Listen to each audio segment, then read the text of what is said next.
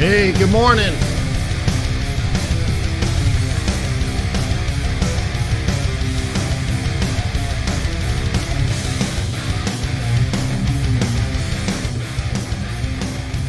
Good morning. Testing. 1, 2, 3. Testing 1, 2, 3. The Wayne in Spain falls mainly on the plains. The ants in France stay mainly in your pants. Guten Morgen. Jumbo. Meow. Ohio. Hey, my mic is falling. Hang on. My mic is falling. My mic is falling. All right, well, I guess we'll have to do it this way for now. I don't know what's going on here. So without further ado, let me just say, welcome to my office. Welcome to Forex.Today, the YouTube community of more than 19,000 foreign exchange traders. We're stationed around the world, but we gather here today with the overriding goal of putting together trade plans. Yeah, putting together trade plans. I'm not going to put you into a trade, but I will teach you how to make trading decisions using technical analysis, fundamental analysis, global macroeconomics, central banking policy, a little bit of trader psychology, or whatever you want to talk about, I'm good with. You are the leader. I am a servant. So let me help in any way that I possibly can, and you do that by asking questions. I'd like to invite you to visit tradersway.com. They're a foreign exchange brokerage. They earned my loyalty and respect many years ago in the real world, not through an advertising campaign or some interesting branding scheme. No, actually, by the way that they interacted with the interbanking system, I'm like, aha, that's what I need right there and then. Okay. Now, of course, if their spreads were high and if there was tons of slippage, if their trades were slow, all that would be bad no matter what. So they got all that. They got everything good, but honestly, they earned my loyalty and respect. So I invite you to give them a shot, tradersway.com.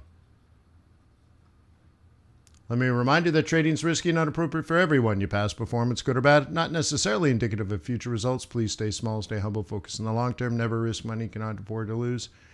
So like I said, welcome. Thank you for being here. My name is Wayne. Been doing currency trading for about 20 years, and then I was in the high-tech entrepreneurial startup venture funding business for, I don't know, not quite 20 years, but I've started multiple companies of my own in the media space back when that was brand new. Very, very new, very early days in the 90s. Very cool. I've helped other people's startups raise millions of dollars through funding conferences and coaching that I used to do back then. So I'd do one of those pitch nights and, we'd have like 300 investors in the room, all institutional, and we'd have startups go up on stage and they'd get, 15 minutes each plus some Q&A, and then boom, we'd have the next one go up, all that kind of stuff. Then later on, I became on more of the buy side, the investor side. And that was interesting because I and my team, I think we did 150 to 200 investments into intellectual property. Very cool. Took over intellectual property rights and brought products to market. Very interesting. But that's the thing. I was chasing $100 million markets, and then one day I found a $2 trillion market, but not $2 trillion per year, $2 trillion per day. And I'm like, $100 million market per year versus $2 trillion a day. I'm like, oh my God, this foreign exchange thing is ridiculous. Is it worth my time? So I practiced on a demo account for a couple of years. And just a few months after being promoted to vice president of the firm, of my venture firm, there was about 300 employees. We had just moved into giant new offices right next door to the San Francisco Fed. The Fed was just the building next door. We took over 2 entire floors of this building, which is fantastic. They gave me beautiful offices with view of the San Francisco Bay and the Bay Bridge and Treasure Island. And like, oh my God, it was so good. But then I walked into my boss's office, who was the CEO, and I said, you know what? I quit. Actually, he wasn't CEO. He was president. The CEO was the guy that gave me the promotion. Anyways, so I went in and I said, you know what? I quit. I'm going to become a foreign exchange trader. Thank you for the confidence you had in me. Thank you for the awesome work that I was doing. Take this job and shove it. So anyways, so 20 years later, here I is. Glad to have you in my office. Let's see what's on your mind. Only 56 people have voted. That's not very many. There's a poll, by the way. Wink, wink, nudge, nudge. There's a poll. Lewis says, why is the US dollar decoupling from yields? Well, let's see if it is. Let's take a look at that. So it's a good question.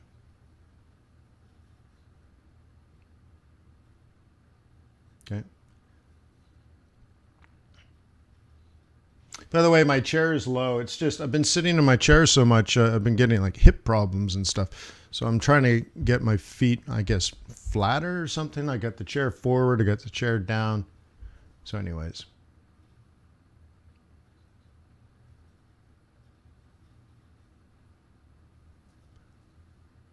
Oh, Yona, come on, dude. Why do you even come here if you're just here to heckle? So, Yona, I've been licensed and registered by the National Futures Association past the Series 3 and I think the Series 34. Registered foreign exchange broker. I traded so much volume that I had to have my own dealing desk. That dealing desk had to be set up with the broker and the National Futures Association, which spent months on setting it up. And so dude, you don't know what you're talking about, but whatever. So if I have to address your negativity again, I'd just rather not be part of the community. So cheer up or piss off. Okay. So, okay, we got 70 votes. Okay, let's see what's on my mind or your mind. Let's see what's going on. The results are cool. Cool. What's on your mind? US dollar, okay. Inflation, not so much. Interest rate hikes, very little. And commodity prices, really, that's interesting. Yeah, that's interesting, right? Yeah, okay, well, that's why I ask. I want to know what's on your mind. So, okay, dollar, obviously. And then, yeah. Oh, okay, well, no. All right, so.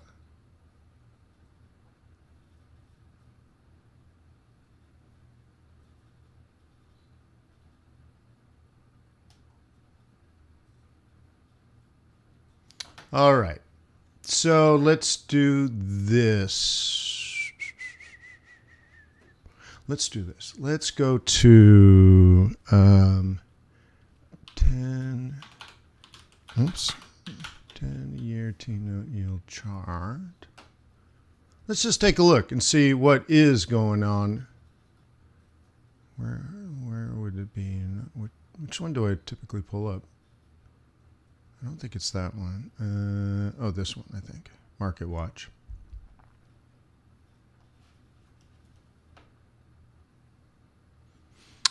All right. So, somebody asked about a decoupling of the dollar and yield. Okay. So, let's take a look at this. Let's go 5 days. Okay. So, where's my pen?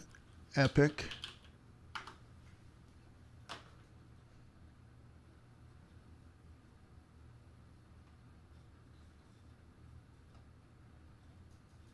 Where did it go? Oh, there it is. It popped up. All right. So what do we see here? So the question is the decoupling. Okay. Yield on the 10-year T-note has fallen. So what should the dollar do? Should the US dollar go up or should the US dollar go down in value?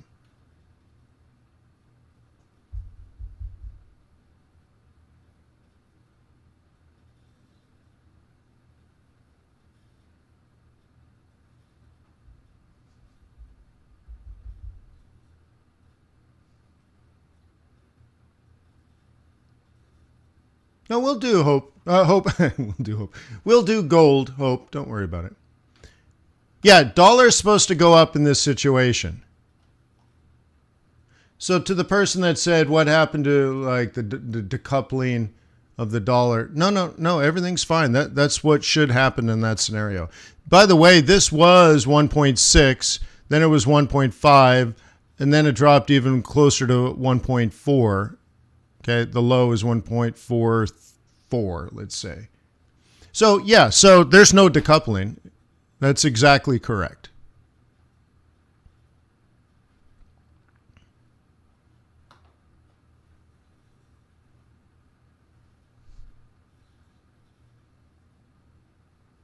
Okay. So think of it this way. When the yield is falling, investors are buying the bond market. Okay. Now they're either trying to capture yield or they believe the stock market's coming down and they want, right? I mean, that's basically it. Risk off or yield capture. And this market that we're looking at here, not specifically 10-year T-note, but let's just say the treasury market is way, way, way, way, way bigger than the stock market. Okay? The only thing bigger than this market is the foreign exchange market.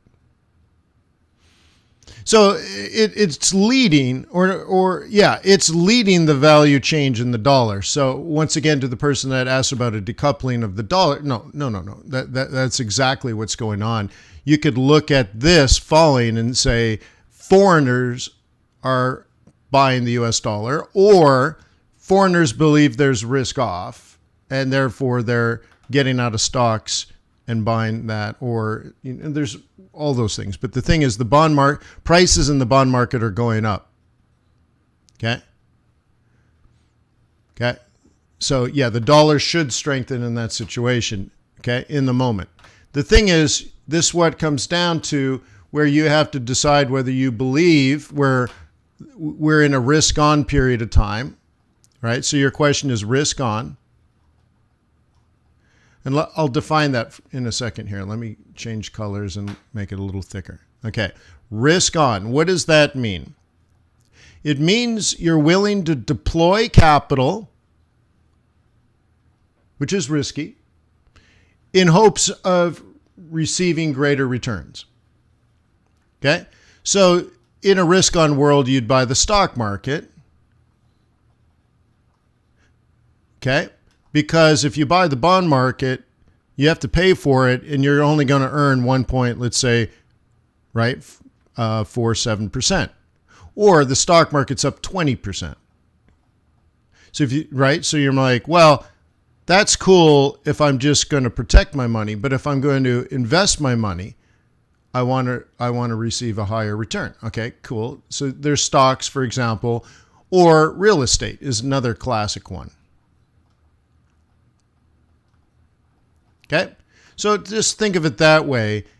If the market is healthy and it entices people to take risk in search of higher reward, well, think about the psychology behind that. They believe in that corporations are going to be profitable in the future.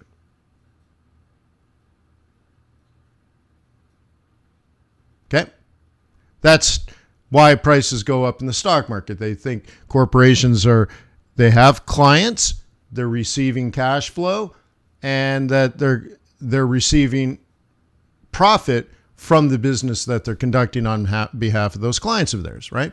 Okay, so risk on means you're buying stocks and real estate. Now, if you think the stock market's going to fall or the value of real estate's going to fall, then you're like, you want to get out of that stuff.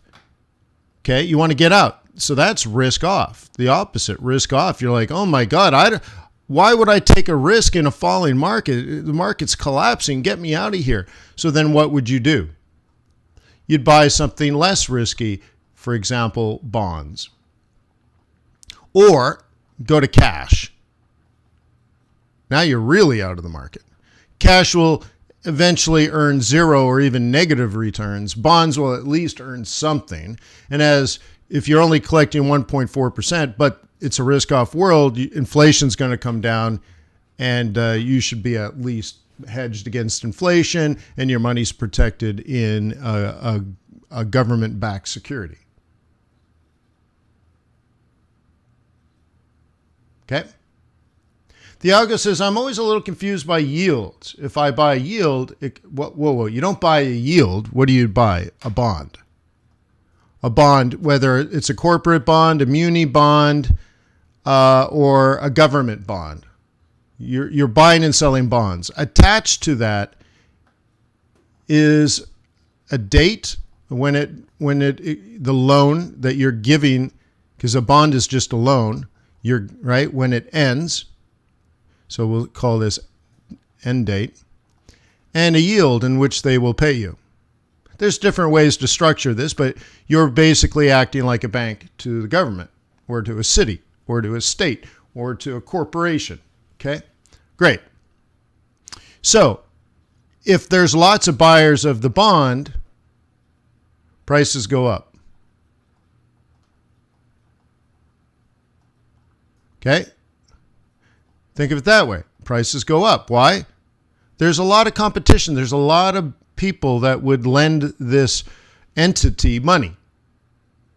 Lots of people will do it. So think of it. If lots of people will lend this corporation, let's say, money because it's such a good company, such low risk, well, this company doesn't have to pay very much in interest rates. They're like, we don't have to pay you much because if you say we have to pay you 2%, but I got 1,000 other people I can talk to and they all say less than 2%, well, they're going to borrow money from the lowest bidder.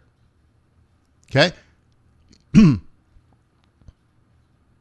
Okay? So what happens is prices are going up, but the yield is going down. So when prices go up, because there's such demand, yield goes down because it's such a good company. Everyone wants to be involved. They just don't have to pay very much. Why? There's lots of competition. There's tons of people that will lend this company money, or this city money, or this state money, or this country money. There's just tons of people that will buy this bond.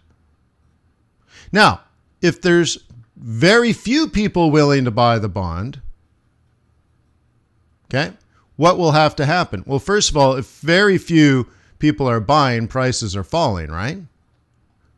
There's almost no buyers. So if there's no buyers, how is this corporation or state or country going to raise the capital they need? How are they going to attract investors? Pay a higher interest rate. Attract them. Will you lend us money at 2%? No way. Would you lend us money at 3%? Oh. Well, maybe. Well, what about 3.5%? Okay, that's good. All right, 3.5%, boom, and they find a lender. So I want you to think of that. If yields are falling, okay, there's lots and lots and lots of people buying those notes. In that case, we're talking about the 10-year T-note. So why are there so many buyers? Because they don't want to put the money in the real estate. They don't want to put the money in the stock market. They don't want to put money into hedge funds. They don't want to put money into some other, business scheme or investment opportunity. They're basically in cash equivalent, because this is a government treasury and it's considered risk-free. So it's like being in cash with a higher yield, 1.4%, because your bank account's not going to pay you 1.4%. So it's just telling you what's going on in the market now. And when risk off occurs, dollar is strong. Why? It's a reserve currency. So when investors around the world are concerned about business prospects in the future and all that kind of stuff, and they're concerned, when they're concerned, you buy the US dollar.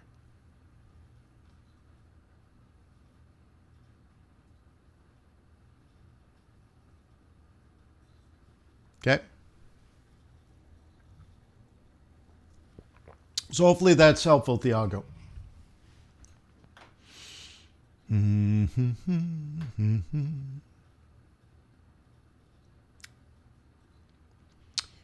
Does the spread between the 5-10, well, it's like the 2-10, the 2-5 are probably the bigger ones, Arve. So is the spread between these bond yields important?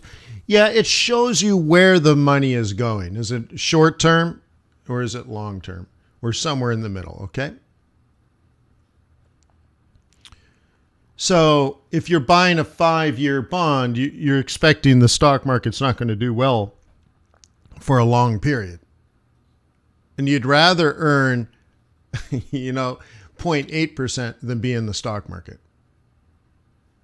Okay?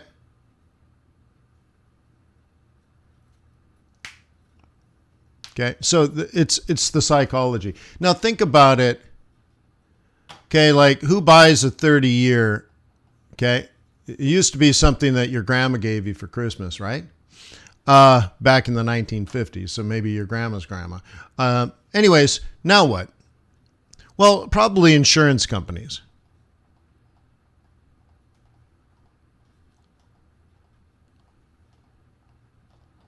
Okay.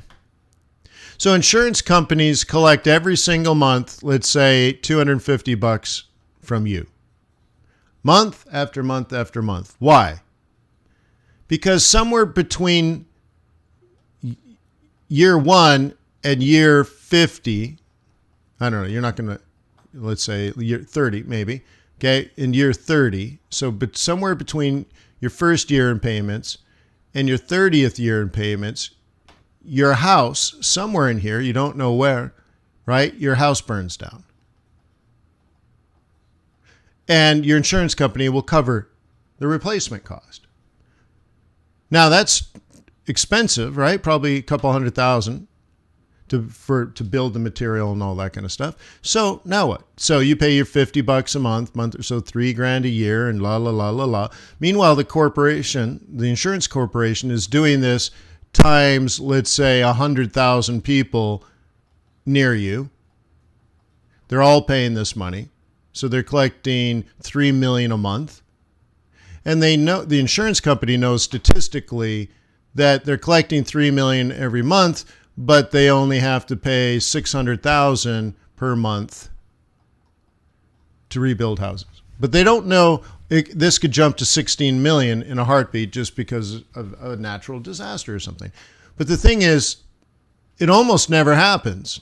Statistically speaking, it's very unlikely your house is going to burn down, but you're required by law to have this insurance. So what happens is the insurance companies realize, oh my God, two things. They're sitting on what's called a float. So they take any free money they can and invest it. So really, okay, when you talk to people like Warren Buffett, and there are several others, you'll notice that they own insurance companies. Why? Because an insurance company basically receives all this money, doesn't do anything with the money, and they're now free to invest. So basically, they're getting free money to invest.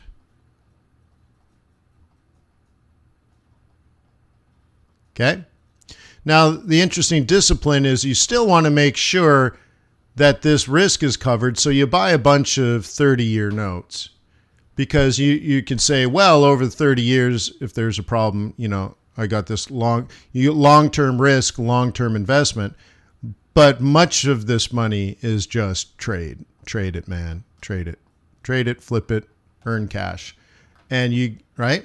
And you'll find a lot of these insurance companies, what happens is they do the 30-year investing. And by the way, they'll buy fresh cut, but usually seasoned. So they usually buy these bonds at a discount because they understand their 30-year, right? So they'll actually buy it when prices are falling. So they'll buy a seasoned note, and they're looking at this 30-year horizon. But the goal of the insurance company is to break even on the insurance and to make money from trading. And what you're just doing is you're basically giving them a super cheap loan. They're trading the float. It's almost free money, and they're making huge money here, And the actual insurance side of the business is a break-even business. Okay. And they can calculate the risk. There's a lot. You can go to school and get a degree in just calculating risk the insurance companies are taking. All right. So CPI, what did we get? What did we get?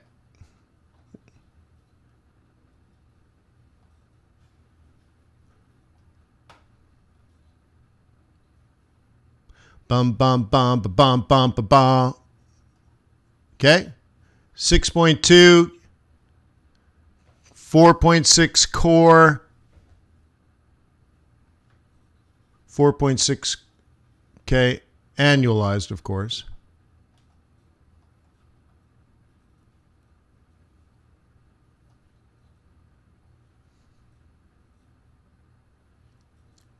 Okay.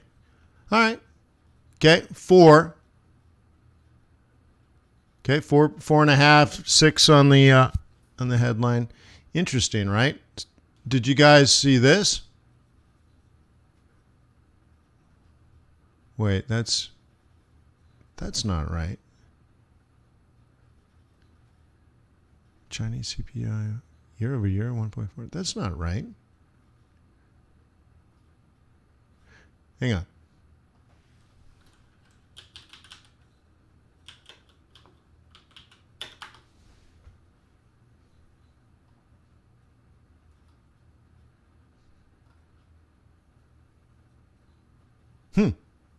I thought it was different, actually.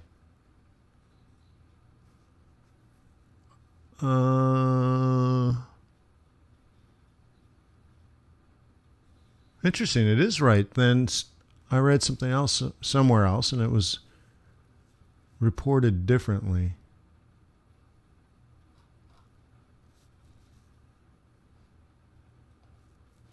See, that doesn't seem right. I thought this was a much bigger number. And like much bigger. So I need to do some research on this one now too. I thought this was much bigger. So China only has 1.5% inflation. That's hard to believe. That doesn't seem right. But that's what that says there. 1.5. 1.5. Huh. It was PPI that was big. Is that how I'm? Is that it? My PPI. It's my PPI.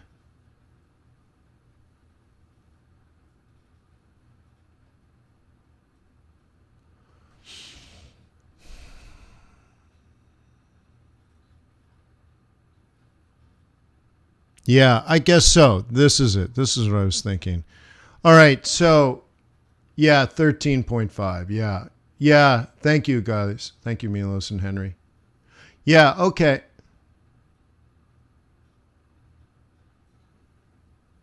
So that's pretty interesting. So that is not being passed on yet because headline inflation out of China is low. That's low. That's low inflation. But this is ridiculously high. And I think it's the highest in like 20 years or something. Let's do 10 years. I mean, here's 10 years, 25 years. Yeah, look at that. It's the highest in 25 years. So inflation should go up in China.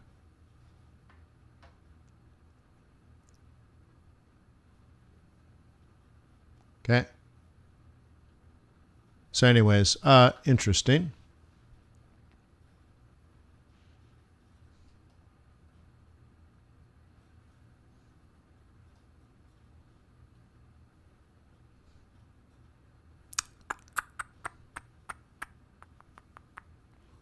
Interesting. So, right, so we got 4.6. China's reporting 1.5.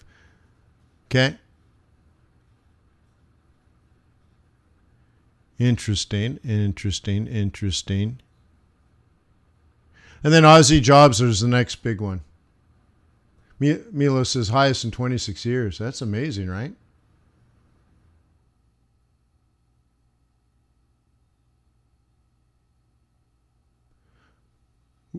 I don't know if that's that important. Greg says we need to understand why China's not posting real numbers. You know what? I mean, I don't know. You could look at that and just say that's strange, whatever. Other things going on in China right now is the big political week is happening this week. In fact, I believe the Chinese government meets for their big discussion. So it's a big political week in China where big news is made. Xi is trying to get a third term, all that kind of stuff. And of course, Biden is declaring victory because he set up a Zoom call with Xi next week. Now, what Biden might not understand is Xi's going in to the big political week in China trying to get reelected for a third time. And one of the things, of course, he's doing is he said, look, I set up a meeting, a Zoom call with the president of the United States. So you got to have to put me into a third term because I'm doing everything that you want. And we don't want to lose face, with the U.S. government. So anyway, so Biden very successfully set up a Zoom call with Xi, but Xi actually wanted it to happen. So I don't know who can declare victory on that. But there's some big tensions there. So Greg's like, hey man, the CPI prices are lies. Yeah, okay, fine. The issue I'm more interested in is how are they handling COVID? How are they handling the supply chain?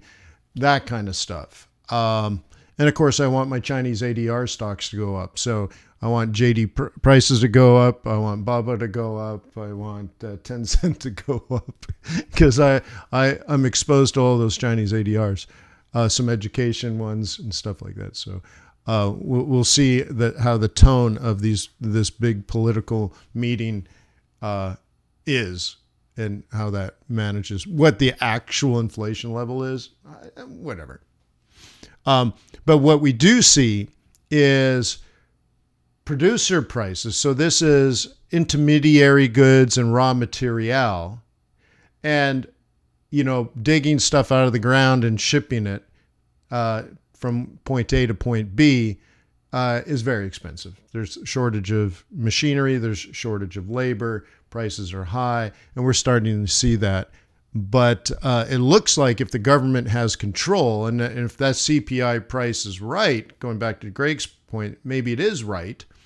I'm not saying it is or it isn't, but let's say if it was right, then it would be the government coming in and not allowing, I don't know if they can do this, I don't know if they are doing this, but if PPI is up 13% and CPI is up 1.5%, that's right? That's abnormal. I think we could agree, right, Greg? You're like, dude, that ain't right. Well, either they're not reporting it right, or the U.S. government or the Chinese government has stepped in and told the companies, you cannot pass this on. We will not allow rampant inflation. So if your costs have gone up 13%, eat it. If you don't take a profit this year, eat it. Take the loss. Okay. Well, and price controls, and we all know that leads to long-term bad, but whatever. So is it a price control for a year or something? I don't know. But let's just say I'll take it 1.5 with a grain of salt, but really what I want to see is factory production, factory capacity, utilization numbers. Okay? What I want to see is Chinese export data. That's really what I care about. What China wants to do with its economy internally and domestically will only indirectly affect those things. Okay? Okay? But the direct impact is, are countries around the world wealthy enough and happy enough to consume products manufactured in China? And the second part is, can China get those products out of China and into the hands of paying customers? That's all I'm looking for. And that will, if Americans are buying stuff this Christmas from China. That means they're going to go to Walmart and Target and all these silly stores, right? So that means Target and Walmart and all the other silly stores, they're buying stuff from China. Cool. That means the US dollar weakens. Okay? I bought turn signals for my Porsche. Actually, I didn't. I bought fog light bulbs, right, for my Porsche. Came from China. So I sold the US dollar. I traded that. And in return for selling the US dollar, I collected this. Now, the interesting thing is they sent me a turn signal light, not a fog light. So I got to send it back and get a new one. So what was this? A foreign exchange trade. I traded my dollars and got the wrong part. But as long as I'm doing that, I'm selling dollar. Now, this $13 part, I could buy from an American for $89, and that would not be me selling the US dollar. That'd be me trading a US dollar for a part, and they have a US dollar. When I bought this, what actually happens is at some point, let's say the Fed, right, has to exchange a dollar to get Chinese, right, renminbi or whatever, and they exchange it. So I'm actually selling dollar to buy Chinese currency. With my Chinese currency, I end up getting the wrong part. Okay. New Porsche 911 looks amazing. Porsches are very well built. Yeah. I don't know if they're beautiful. Some of them are. So anyways, coming up, Aussie Jobs. Remember tomorrow, the bond market's closed and banks are closed.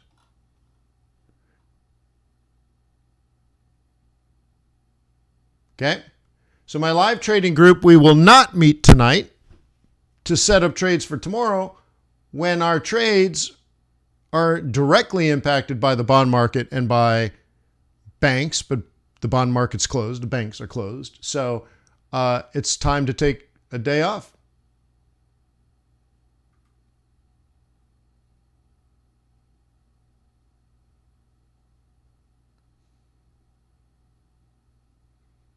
Mr. Sangam, if you watch yesterday's video, I gave you a sense of Lael's personality and where she kind of sits on the board.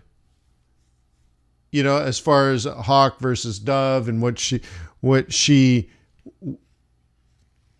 again, kind of like who she is as a personality in the board. So if you just watch yesterday, that's probably enough. Should you start reading her books and stuff? I don't know. No, probably not. So one of the things I did when Bernanke got hired, his expertise was the Great Depression. Okay? So I read some of his books because we were in a tailspin going into potential depression. So that's why I read the books. Okay? And so now I know a little bit more about that. Thursday we got GDP, and Friday is a thin day. Thursday is a pretty thin day as well. So get ready for different markets, right?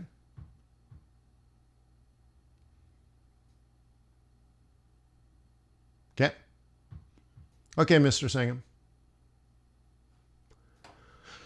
All right. So what do we have here? Let's go through the technicals now. Okay, what do we have here? Bottom, bottom, bottom. Why here? Why do we have this big gray area acting as support? This is the monthly M2, and it's the most important for bulls.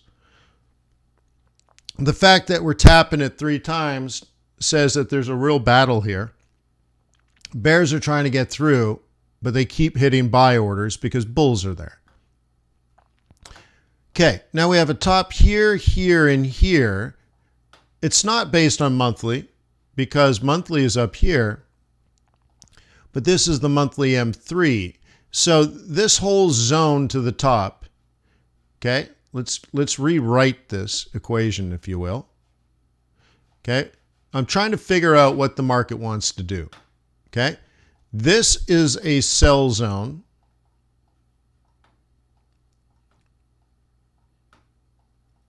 Okay, and this is a buy zone. That's why, to me, the central pivot is not that important because it's kind of part of both. It's almost neutral, right? But what we do know is this price is critical and this price is critical. So now we're bouncing sort of in between, and it's sort of non-directional, except there's a bit of weight on top because this central pivot dropped to that central pivot. So it's sort of, I would say 60% bearish, 40% bullish, but it has to turn bullish. It isn't now.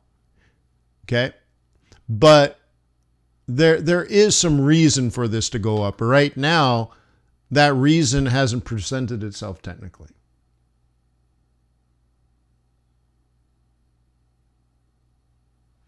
Okay.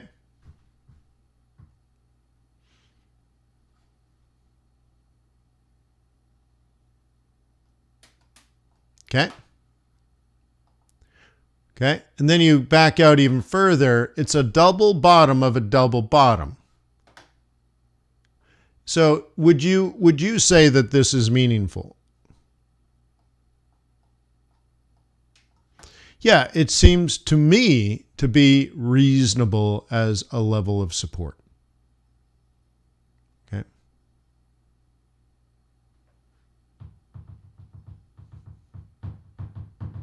Now, why should you buy the euro? Okay. Well, Germany is their largest economy, and I think Germany's doing okay. France is the next largest economy, and if you look at the recent French economic data, France is dramatically improving. So, and if that's happening, I don't track the Dutch economic data, but that would be the next big economy is the Netherlands. So, right? So let's say Holland. I don't know, but I imagine if Germany's doing okay and France is improving, probably Holland is doing all right too. So there is sort of a base case improvement scenario. Okay. That maybe in the next year or two, euro will attract more capital. Now you might remember about 6 months ago, I started buying European bank stocks, and then a couple of months ago, I started buying European airlines, and the bank hasn't done anything. I think I'm up like 5% or something. The airline stocks are up 15% the last time I looked. And both those, me investing into banks and to airlines, okay, I would say these are 10-year plays. Okay, maybe 20.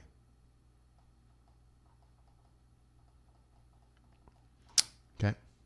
So what I'm thinking is next year, the year after, the year after, the year after, at some point, the banking system, it's okay, but demand for the banking system will improve.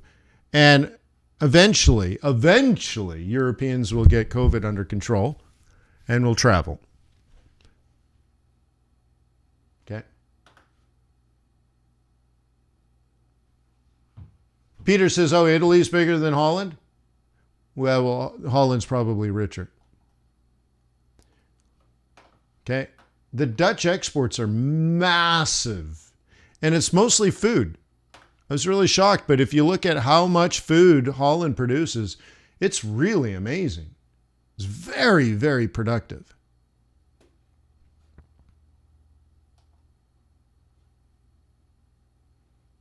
Okay, very productive. All right, let's get in here.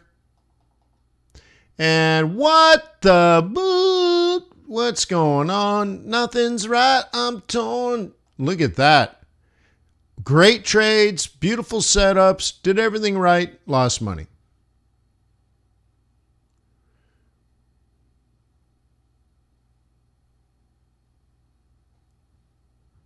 Right?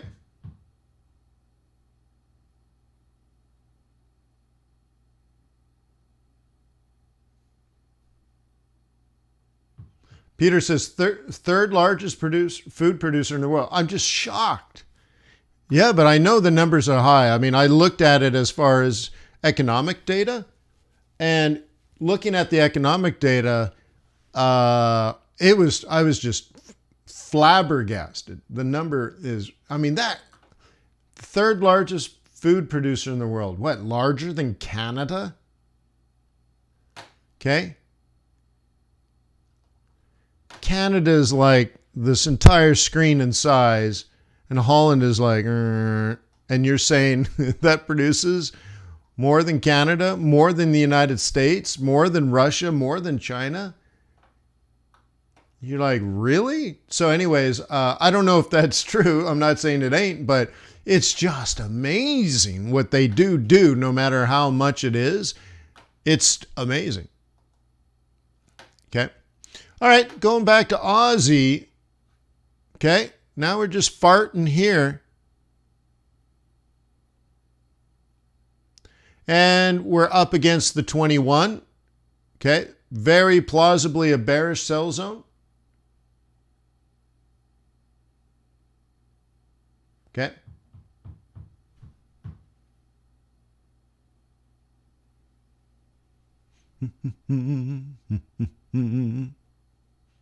Okay. And we're at a 50% pullback from our main investment thesis, which I would call normal. Okay. What's normal, right? Up, up, up, up, down, down, buy, up, up, up, up. So I'm waiting very patiently for something that looks like that. It may not occur quickly. Right now we have a double bottom. So that's a potential. That has potential, right? The next part is maybe this triple bottoms. And then maybe it makes a higher high. And then maybe it makes a higher low. And then maybe, a higher high again. Okay? So currently we have the low, the higher high, and this is a 50% higher low. Okay? If that holds. That's on a monthly basis, this is our buying price. This is a monthly M2. That's the buying price. That has nothing to do with this Fibonacci study. So it just happens to be 50%. But what it's doing is it's looking at the low and the high, and it closed. Look how high it closed. So it pulled everything up. And based on that, statistically speaking, you would think that buyers would plausibly enter with a target of a higher high. Now, if we had closed low, then this would all be set up differently. This would probably be the central pivot point, and that would be the monthly M2. But right now, this is textbook.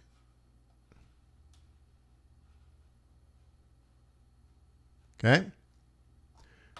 Everything's fine. 50%, that's good. Monthly M2, that's good. Okay, those are long-term position trades. You might be looking on the 4-hour or maybe the daily or something, but that's the long-term play. You zoom in a little bit and you say, well, what's next? Well, on Monday, so it's Wednesday today, right? On Monday, actually on Sunday, we had this planned where this is a buy zone and this is the target for this week. The other one I'm talking for the month, right? This was up, this was down, and then it's way, way, way, way, way up. Well, what I'm talking about is just the plan for this week is buy around 73.80 or 73.73 and target 75.55. So none of that has changed. All of that is still valid.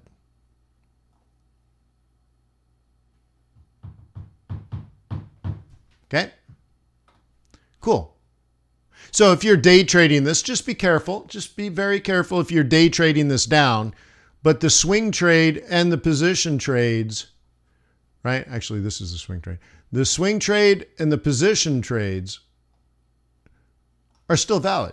So be careful, bears, because it shows a potential threat to bearishness.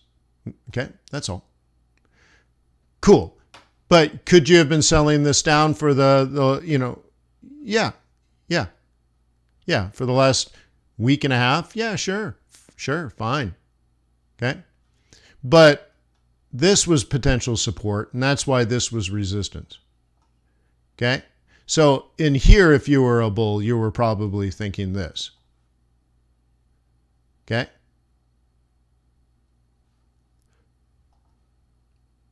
Okay. That's all. Cool. But nothing's changed. Nothing's changed. Everything's fine. I shorted this one yesterday, and this spike knocked me out. So I took a loss there. Took a loss there. Oh, dang it.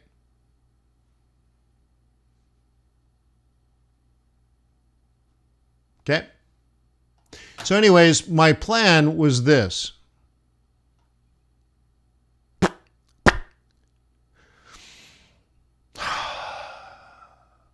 One of those days.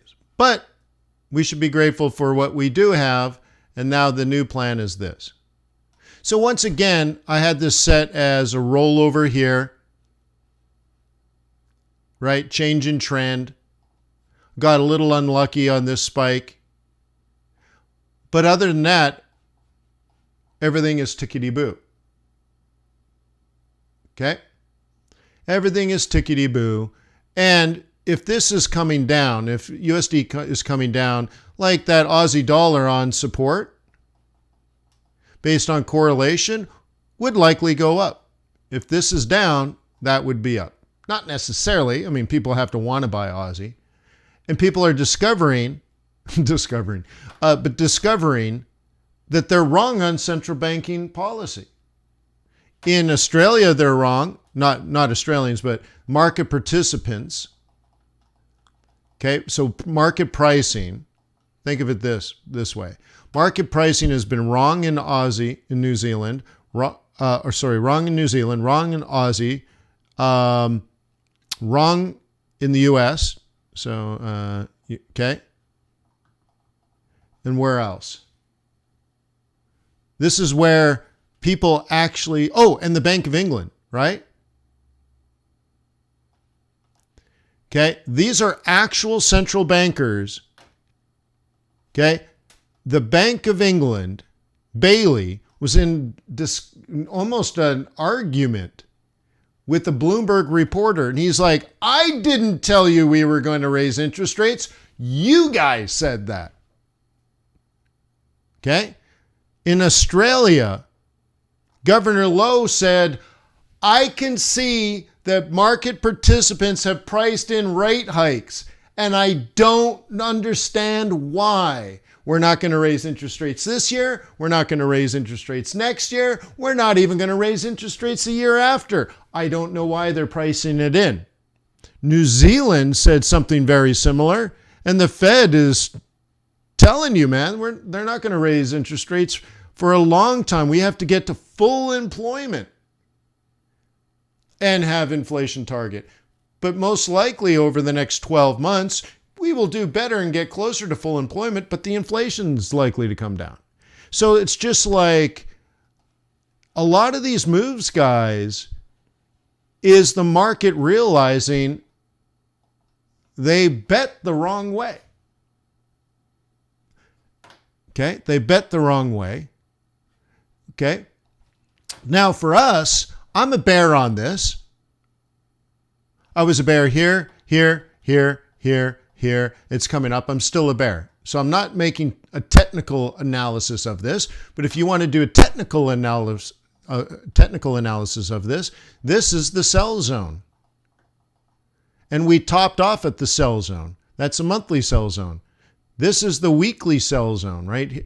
Here actually is both monthly and weekly. I sold it here, got hit on a spike. Oh, dang it. Happens from time to time, but I ain't wrong so far. It's one of those crappy situations. I'm totally right. Lost money, but cry me a river. That's why my lot sizes are small.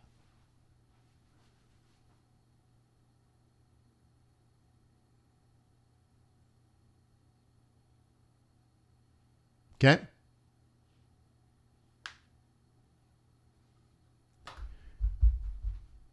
Thank you, Jim. Yeah. Yeah.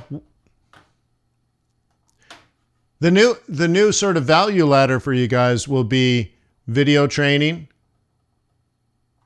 Okay. Swing live swing trading.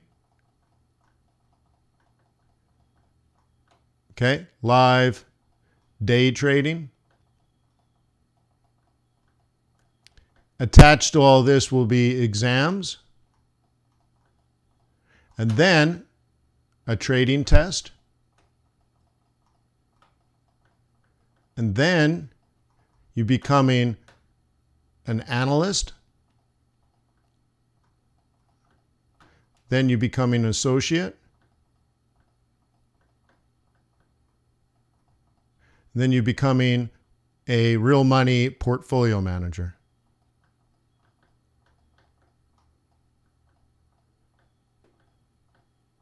Okay, after 5 years, let's say your money will be up 50 to 100%, and you can do whatever you want. Start your own fund. Or be qualified to join a fund, right?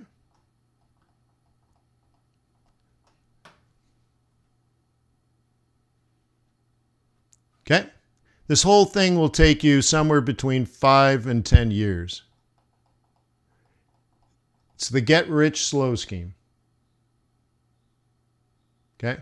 So a lot of these pieces are in place, but they're being, polished, if you will. So many of you guys have already taken the trading test.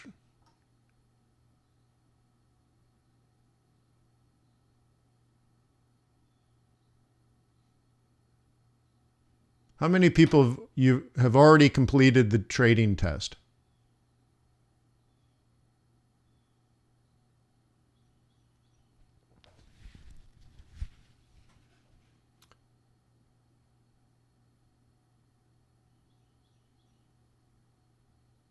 This is where you had to trade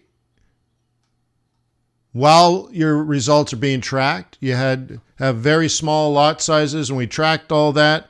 I don't think you could have any losses. And the minimum to pass the test was 10,000 pips. How many people have completed that exam?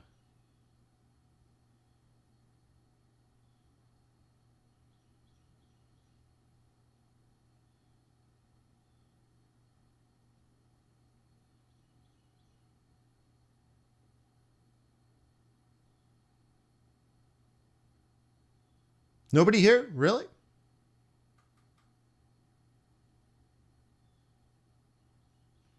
Yeah. Yeah, I got you, Henry. Yeah, for sure. Yeah, it was over a year ago, right? Oh, you have to have a stop, Thiago. That'd be dumb, right? You can't trade without a stop. Yeah. Yeah.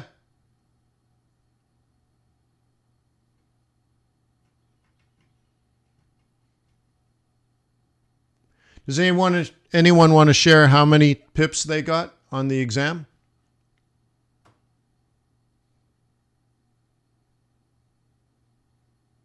But also imagine, guys, one day you'll be a portfolio manager managing real money. You'll have an associate working for you and probably 2 or 3 analysts being managed by the associate. And as a portfolio manager, you're getting experience managing the team. And these guys are helping you manage your real money portfolio. So you will literally have hedge fund working experience as a portfolio manager, trading a portfolio, making all the investment decisions, but also managing a team of analysts and associates. Imagine that, right? So again, you could work for anybody.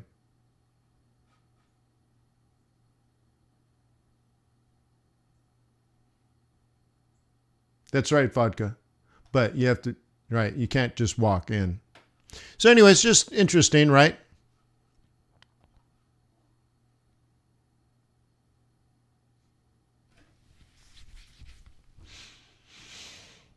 All right, let's take a look at the indices, and then we'll do commodities like gold, oil, and Bitcoin. Okay? And then I think we should be good.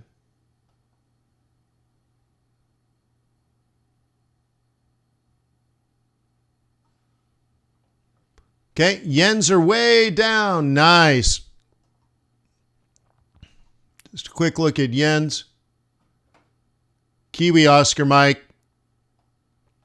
Pound Oscar Mike. This is all good. Very good. Very good. Everything is very good. Very, very good.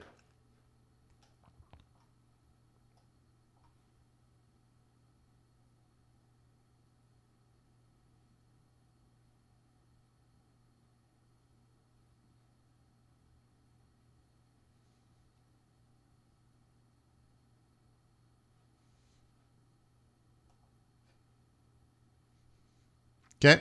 That's all very good. Just quickly, let's look at exotics. Okay. Interesting.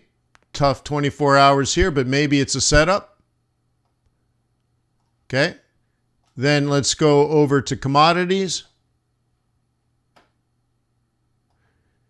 So several people say they're trading gold right now. Okay. Gold has hit the first target, but let's change the template here. Okay. By the way, when I said fulfilled, right? And some of you guys are talking about hitting targets and stuff. This price right here, okay, predicts this zone here.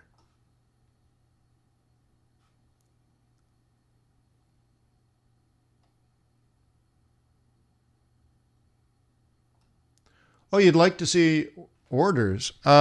I don't have it on this account. Do you guys want to be able to see order flow? How many people would like a real-time price ladder?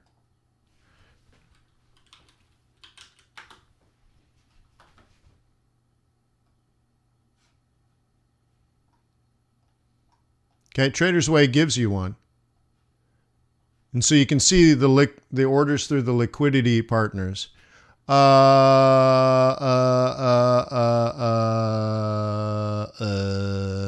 haven't looked at this in a long time, so let me see. This one. So it's only going to work on your Trader's Way account. Okay? But it's real-time level 2 market depth pricing. There's also some tools built in where you can close all open trades, which if you're a day trader is great. If you're a position trader, sucks. I mean, you just wouldn't use it, so you turn that feature off. But you can very quickly manage your open positions. You can trade off of it and all that kind of stuff. So you can download it, right? You can download it right there. And it's cool. It's cool. So let me give you that. So there's no cost to it, but it'll only work on Trader's Way because it's connected to their liquidity partners. Okay. I used to have it. I used to love her, but I had to kill her. So, yeah. So anyways, yeah. So there it is, right? Now, I don't have trading experience trading price ladders. Nora says, is it available in demo? Yeah, I think it should work fine. Again, you're still getting, liquidity partner pricing, right? But I don't have experience trading that way, so I can't teach you how to do that. But it's there. If you like that, boom, it's there. Okay? And it looks like how many lots are sitting above and below on the bid ask. Okay? Lucas says, yeah, I found it distracting. Well, if you know how to trade it, it's probably not distracting. If it's just like blinking and stuff like that, and you're like, I don't know what any of this means, then yeah, it'd be distracting. So to each his own, right? So I hope you download it, install it into your Trader's Way MT4, MT5, and I hope you make $1 billion.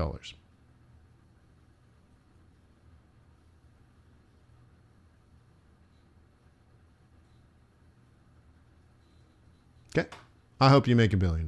Cool. And by the way, when I say it takes 30 seconds to open a demo account, look, you just click, and then it goes pa-chow. Done. All right. Cool.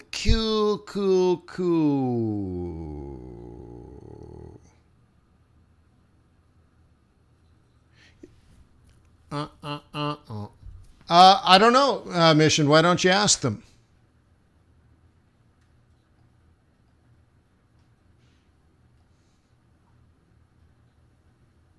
Cool. All right, so I want to change this. Let's take a look here.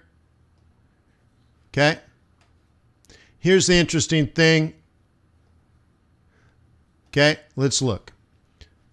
What this chart says is based on this price. Let me change the color so it's easier to see. Based on this price, this is the monthly target. Okay. Cool. Now, break it down into bite-sized digestible pieces. Based on this price, okay, and remember Friday front runs, we include that, okay? Okay, based on that, this is the target. Weekly. So you can see there's an overlap.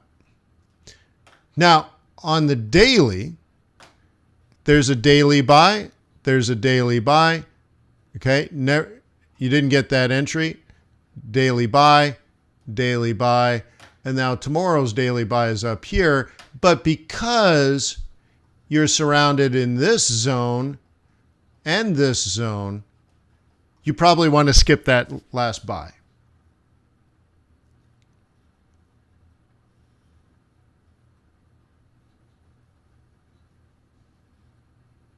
Okay? So how many people have been trading this breakout on gold?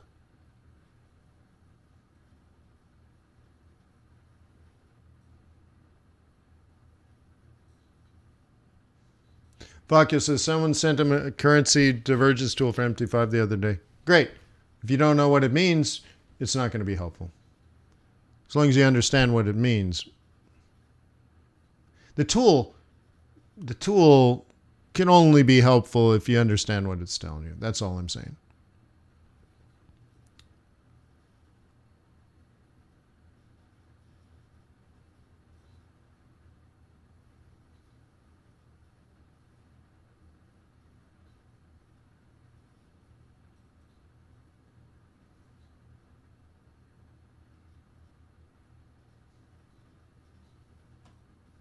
Well, Maida, you would be, since you're not interested in the portfolio manager part, right? You'd be part of FX Bootcamp proper, like you always have been, right? So there's the video courses. You have access to that. Okay. The swing, the weekly, we'll call it just weekly live group, for example.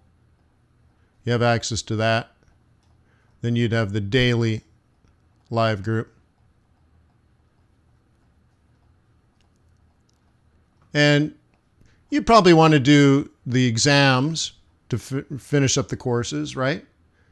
But you don't have to do the test. You don't have to become an analyst, an associate, all that kind of stuff, right?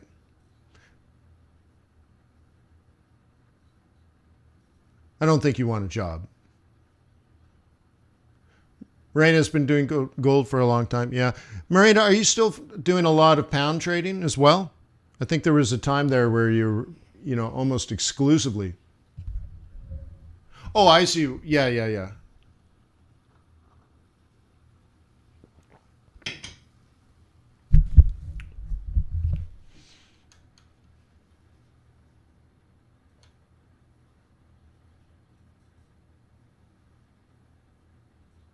So anyways, that's beautiful. But it also says, look, I think we were buying it at 1750 going to 1850 in the day trading group was what we had called. And you can see why. 1750-ish, 1850-ish, it's pretty logical, right? Like, you don't have to be a rocket surgeon. This is the strategy. The tactics are more challenging, of course, right? Like a general sitting around the table planning the war, that's one point of view. But if you got boots on the ground, it's ugly and it's messy. And it's scary as hell. But you got to have a decent plan at least, right?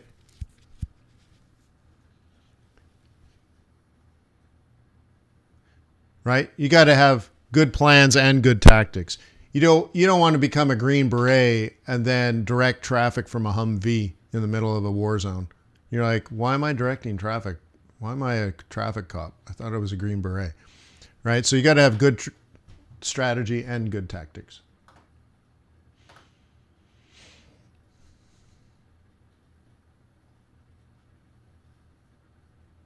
Okay, so congratulations for those kicking butt on gold. Good for you. Awesome. Oil, look at that. Oil, look at it. Look at I'm drawing it. I don't know if you can see it, but oil's been tracking pretty well here. And now look at the up I have drawn. The up, the through, the back, the up, the retest, up. It's not bad, huh? Like, that's not bad. That's pretty decent guesswork.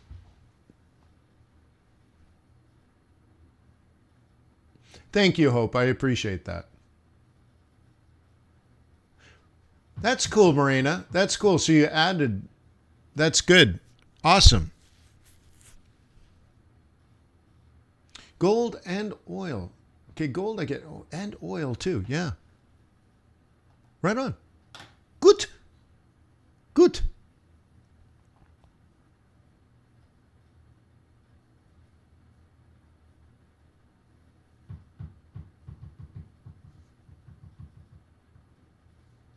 Thiago, where do you apply? No need now because we're polishing everything up for sort of a relaunch. So hold your horses. It'll be fine. Right? Hang on. I know you're ready. I think there's a lot of people in my day trading group, swing trading group. They're ready. They're professional. Okay. And ultimately the exam is on how do you trade when things are good.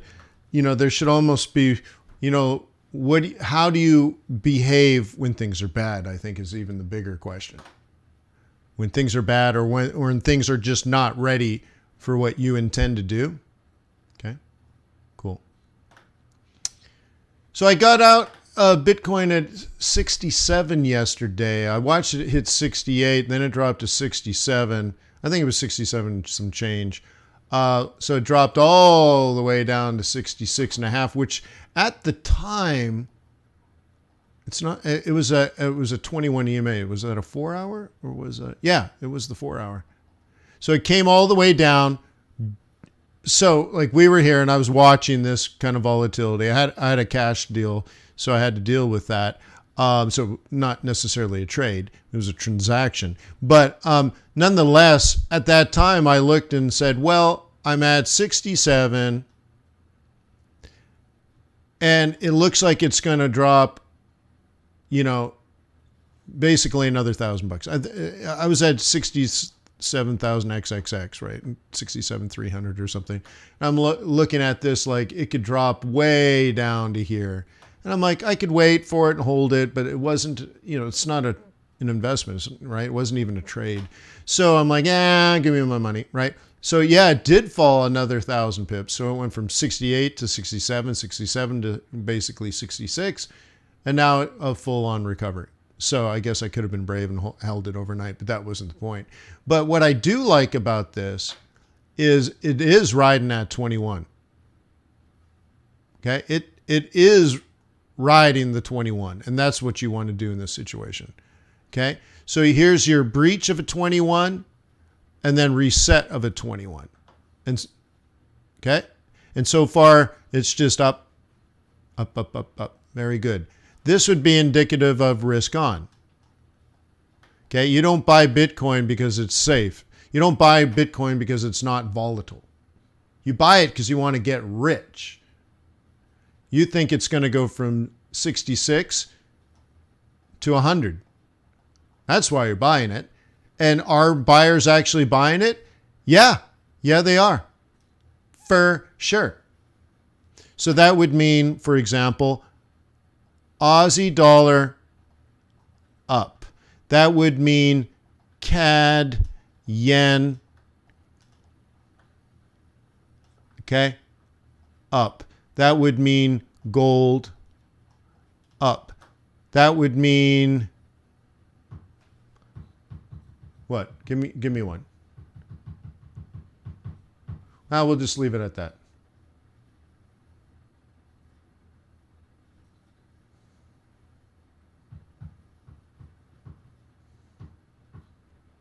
Yeah, Sarni, almost Bitcoin. That's just straightforward. Transfer Bitcoin. That's what Bitcoin does. That's why people use Bitcoin. Right? You don't have to wait 3 days or 5 days if there's a weekend in between. No, boom, transfer Bitcoin, done.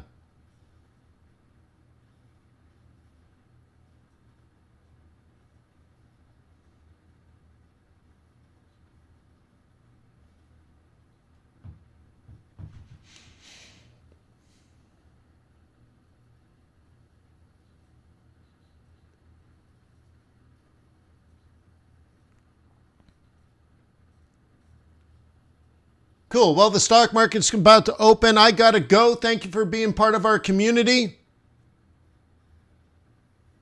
This is really cool. I've known you guys some of you guys for many, many, many, many years, either members of FX Bootcamp or members of Forex.Today in the chat. Right? Cool. Awesome. Thank you. I appreciate, your friendship, the questions and your camaraderie, and I think we make the world a better place. So thank you for all the positive energy. Yeah, thank you. I just want you to know, thank you. I'll see you tomorrow. Remember, tomorrow is a banking holiday and the bond market's closed.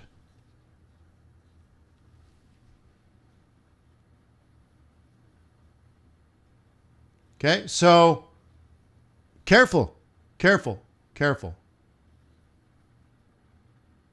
Thank you, Jean-Guy. Yes, as a reminder, because of the bond market being closed and because of the banks being closed, because of the holiday, I don't know what you call it, right? Remembrance Day? I don't know the American name. I've only lived here 30 years.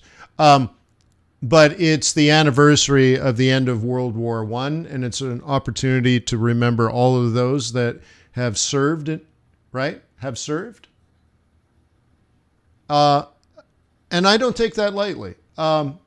So we will do a live stream tomorrow. It'll be, right, in Forex.Today. It'll be minimal, most likely.